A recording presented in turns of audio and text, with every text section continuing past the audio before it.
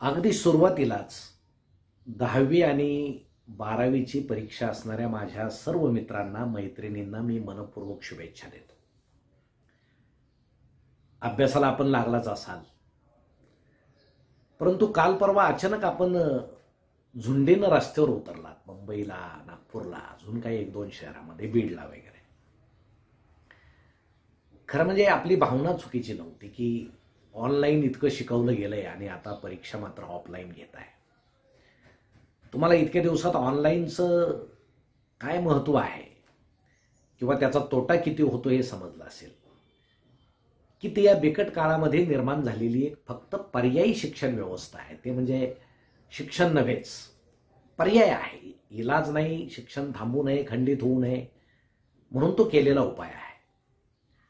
पूर्वी म्हणायची की अध्यापनात कधी कधी ऑनलाईन शिक्षण पद्धती वापरा, व्हिडिओज दाखवा, काही स्लाइड्स दाखवा, कविता गायन दाखवा चालीमध्ये वगैरे. तो म्हणजे आहारामध्ये जसं लोणचं छान लागतं मध्येच, तसं ऑनलाईन शिक्षणाचं आहे. पण तोच आहारातला मुख्य पदार्थ होऊ शकत नाही. पण या कोरोनाच्या बिकट परिस्थितीमुळे तोच मुख्य पदार्थ झाला आणि ऑनलाईन शिकवल्यानंतर परीक्षाही ऑनलाईनच घ्यावी असं तुम्हाला वाटलं. यात वावगं काही नाही. कारण परीक्षेची भीती ही तुमच्याच नाही, अगदी अनादी कालापासून, जेव्हा परीक्षा ही पद्धत अस्तित्वात आली तेव्हापासून लोकांच्या मनात ती आहे. म्हणजे आमच्याही होती, तुमच्याही आहे. मग ऑनलाईन शिक्षण नीट झालंच नाही किंवा आम्हाला ते समजलं नाही, आम्हाला शिकवलं गेलं नाही, शिकवलं गेलं तरी ते त्याचं आकलन आम्हाला झालं नाही, मध्येच रेंज गेली, अनेक अडचणी त्यामध्ये आहेत. त्यामुळं परीक्षासुद्धा ऑनलाईन घ्या असं तुम्हाला वाटलं असेल, यात चूक नाही. त्यासाठी तुम्ही एकत्र उतरलात, एक मोर्चाचा आनंद तुम्ही लुटलात. कारण हे मोर्चा काढायचं तुमचं वय नाही. परंतु ठीक आहे, एका समान उद्देशानं तुम्ही उतरलात आणि या भारतामध्ये दबाव टाकून काही गोष्टी होतात हे तुम्ही आता पाहताय, म्हणून तुम्हालाही तसं वाटणं साहजिक आहे. परंतु मित्रांनो, झुंडीला कुठलाही चेहरा नसतो. त्यातली त्या झुंडीला जर नेता नसेल तर ती झुंड अजूनच बेफाम आणि वेगळ्या दिशेनं जाण्याची शक्यता असते. तुम्ही झुंडीनं उतरलात, मागणी केली, मागणी बरोबर होती.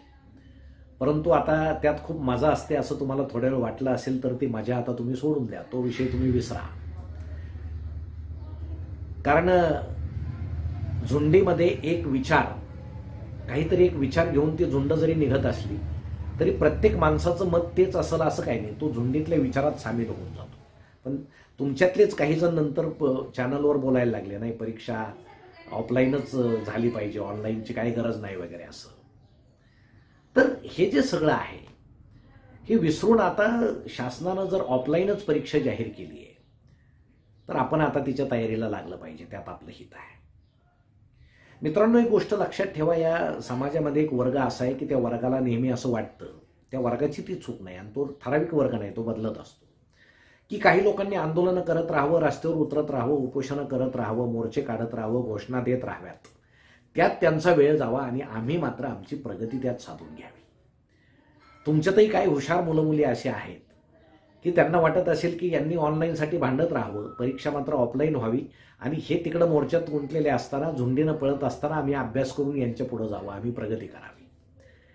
आणि त्याच वर्गाची प्रगती होत असते, तेच शैक्षणिक बाबतीत मोठे होत असतात. म्हणून आता आपण जे काही झालं ते विसरून, तो एक क्षणिक आनंद होता, लोकशाहीच्या आंदोलनाचा आपण एक आनंद लुटला असं समजून आता ते सगळं विसरलं पाहिजे आणि अभ्यासाला लागलं पाहिजे. खरं म्हणजे ऑफलाईन परीक्षा पहिल्यापासून सुरू आहेत. आता कोरोनामुळे हे ऑनलाईनचं थेर सुरू झालं, त्यातही मजा असते. आणि काही मुलामुलींचं म्हणणं मला निरर्थक वाटतं. ठीक आहे, अभ्यास पूर्ण झाला नाही म्हणून ऑफलाईनची भीती असेल, पण भीती बाळगू नका. ऑनलाईन शिक्षणात जसे अडथळे आले तसे परीक्षेतही येऊ शकतात. ऑफलाईनची भीती बाळगण्याचं काही कारण नाही. परंतु काल परवा मी मिठाई आणायला एका दुकानात गेलो, त्यावेळेस त्या दुकानासमोर 10वीचे मुलं सगळे जमलेले होते, मुलं मुली, आणि कुठल्या तरी मुलीचा वाढदिवस ते अतिशय आनंदानं साजरा करत होते. ते पाहून मलाही आनंद झाला. कारण दुसऱ्याला आनंदित पाहिलं की मला आनंद होतो. ती प्रत्येकाची वृत्ती असावी. आणि छान ते त्या मुलीला कोणी केक भरवत होतं, कोणी हॅपी बर्थडे म्हणत होतं, कोणी शुभेच्छा देत होतं, कोणी चेष्टा करत होतं. असे 25-30 मुलं मुली ते असतील त्या घराण्यामध्ये ते होते. आणि मग मनात शंका आली, हेच काल परवा मुलं मुली हेच झुंडीनं निघाले होते का परीक्षा घ्या, आरोग्याचा प्रश्न आहे म्हणून. तुम्ही जर इतक्या जवळ एकमेकाच्या येत आहे, केक भरवताय, आनंद लुटताय, तर ऑफलाईन परीक्षेत तर तुम्ही थोडेसे दूर बसणार आहात ना. त्यामुळे आरोग्याचा प्रश्न इथं निरर्थक आहे असं माझं मत आहे. विषय राहिला अभ्यासाचा. एक तर पुस्तकाशी मैत्री करा, आणि पुस्तक जर मित्र होत नसेल तर पुस्तकाशी कुस्ती करा. की ठीक आहे, मित्र म्हणून तो आपल्याला जवळ करत असेल, समजावून सांगत असेल, आपली प्रगती त्यातून होत असेल तर ठीक आहे. पण पुस्तक जर आपल्याला ऐकत नसेल, तो आपल्याला काही आकलन करून देत नसेल, तर त्याच्याशी कुस्ती करा. की मी तुला आता हरवील, का नाही मला समजत हा धडा, तुझ्याशी मी कुस्ती करील, या धड्याशी मी कुस्ती करील, या कवितेशी मी कुस्ती करील, तुला हरवील. हरवील म्हणजे काय, ते आकलन मला झाल्यानंतर काय परीक्षेत प्रश्न येतील ते येतील, मी ते लिहील. म्हणून तुम्ही असं प्रसन्न मूडमध्ये असताना गणिताचा अभ्यास करा, इंग्रजी करा. थोडासा कंटाळा आल्यावर बदल करा, थोडेसे हलके विषय घ्या. मराठीतल्या कथा जे धडे आहेत तुमचे त्या कथेसारखे असतात. एखादी कविता फार छान असते, त्यातला भावार्थ फार सुंदर असतो, तो समजावून घ्या. इतिहासाचा कधी कधी कंटाळा येतो, ह्या सगळ्या सनावळ्या, खान जन्माला आले, मग त्याच्या मुलानं असं केलं, मग त्यानं काय बापाला मारलं, त्याचं पोरगं पुन्हा आलं. 1670ला 71ला 72ला कधी कधी डोकं हँग होऊन जातं, पण त्याला इलाज नाही. कारण आता परीक्षेजवळ असताना आपण शिक्षण पद्धतीविषयी बोलणं योग्य नाही. परंतु हा अभ्यासातला बदल म्हणजे आराम असतो आणि एक आनंद असतो. आणि ज्या वेळेस तुम्हाला कंटाळा येईल की आता हे काहीच नको मला, मी काय पास होणार नाही, त्यावेळेस मी सांगतो तेवढं करा, डोळे मिटा आणि डोळ्यासमोर फक्त आपल्या आईचा चेहरा आणि वडिलांचा चेहरा आणा. त्यातली त्यात खेड्यातल्या मुलांना मी हे जास्त सांगतोय की आपली आई आता उन्हात अनात कुठंतरी काम करते, वडील कुठंतरी शेतात राबतायत, ते उन्हात आहेत, त्यांच्या अंगावर नीटचे कपडे नाहीत, पण आपल्या अंगाला ते चांगले कपडेच देतात, कारण आपल्याला बाकीच्यांनी हसायला नको. हा विचार आई वडिलांचा तुम्ही क्षणिक जर डोळ्यासमोर आणला ना, तर तुम्हालाही वाटेल की नाही, आपलं कर्तव्य आहे की वडिलांचं काम जर पीक पिकवणं असेल शेतामध्ये, ते शेतकरी असतील तर, कामगार असतील तर काम करणं असेल, त्याशिवाय पगार होत नाही. खाडा झाला तर पगार कपात होते. आईला वाटतं वडिलांना मदत करावी म्हणून ती सुद्धा उन्हात आणायची मदत करते, घाम गाळते. तर आपलं काम आता या वयामध्ये अभ्यास करणं आहे आणि प्रगती करणं आहे. की तुम्ही डोळे मिटून ती दोनच या प्रतिमा जर डोळ्यासमोर आणल्या तर आपण वेळोवेळी भानावर येत जाऊ. पेपर लिहिताना सुद्धा फार कंटाळा आला तर डोळे मिटा आणि आईचा चेहरा डोळ्यासमोर आला नाही, तिच्यासाठी मला हे गणित पुन्हा पुन्हा सोडवावंच लागेल, कारण मला प्रगती करायची. आणि हीच वेळ असते. एकदा वेळ गेल्यावर काही खरं नाही. आता मलाही खूप वाटतं की त्यावेळेस मी थोडा अजून अभ्यास केला असता तर अजून माझी प्रगती झाली असती. हे कधी वाटतं, ती वेळ निघून गेल्यावर वाटतं. ही वेळ अजून तुमची निघून गेलेली नाही, तुमच्या हातात आहे. आपल्या सगळ्यांची बुद्धिमत्ता सारखी आहे असं मी म्हणणार नाही. जमीन किती सुपीक असो, त्यात एखादं पीक पेरल्यानंतर काही समजा ज्वारी आहे तर काही ताटं उंच येतात, कंस भरतात दाण्यानं, काही बाटुकच राहतं छोटं, काही कंसात दाणेच भरत नाही. तसं आपल्या सगळ्या मानवजातीचं आहे. आपल्यामध्ये सारखी बुद्धिमत्ता नाही. काहींना घोकंपट्टी करावी लागते, काहींना सहज पाठ होतं. पण शेवटी आपल्यात जेवढी प्रतिभा आहे, कारण आपल्याला निसर्गानं आणि देवानंही म्हणूया आपण, ज्याची त्याची ती संकल्पना आहे की मोकळ्या डोक्याने पाठवलेलं नाही, कुठली ना कुठली कला आपल्यामध्ये आहेच. पण आपल्याकडं गंमत अशी आहे की सगळे विषय शिकल्याशिवाय एखाद्या कलेत सुद्धा ती प्रगती आहे दाखवता येत नाही. म्हणजे तुम्हाला चित्रकला जरी आवडत असेल तर चित्रकलेचा एकच पेपर असेल, बाकीचे पेपर तुम्हाला द्यावेच लागतील. शिक्षण पद्धती असं नाही की तुम्ही त्यातच प्रगती करा. हो, 10वी 12वी पास झाल्यावर वेगवेगळ्या परीक्षा चित्रकलेच्या आहेत, पण त्यासाठी असे बाकीचे सगळे विषय तुम्ही आकलन केले पाहिजे असं शिक्षण पद्धती सांगते. त्याला नाईलाज आहे, ते आपण केलेच पाहिजे.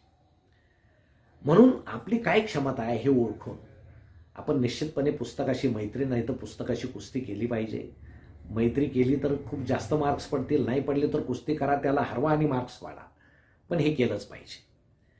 आणि अगदीच सगळं करूनही जर नाहीच यश मिळालं, फार कमी मार्क्स पडले किंवा नापासच झाले असं आपण समजू, तर तुम्हाला नापास झालेल्या काही थोर लोकांची यादी मी सांगतो. महात्माजी गांधी आहेत, इंदिरा गांधी आहेत, राज कपूर, यशवंतरावजी चव्हाण, आईन्स्टाईन प्रसिद्ध शास्त्रज्ञ, लोकमान्य टिळक, प्रसिद्ध गीतकार गुलजार, खूप खूप सांगता येतील. ही मंडळी कधी ना कधी परीक्षेमध्ये नापास झालेली आहे, पण आयुष्याच्या परीक्षेत ते नापास झाले नाहीत.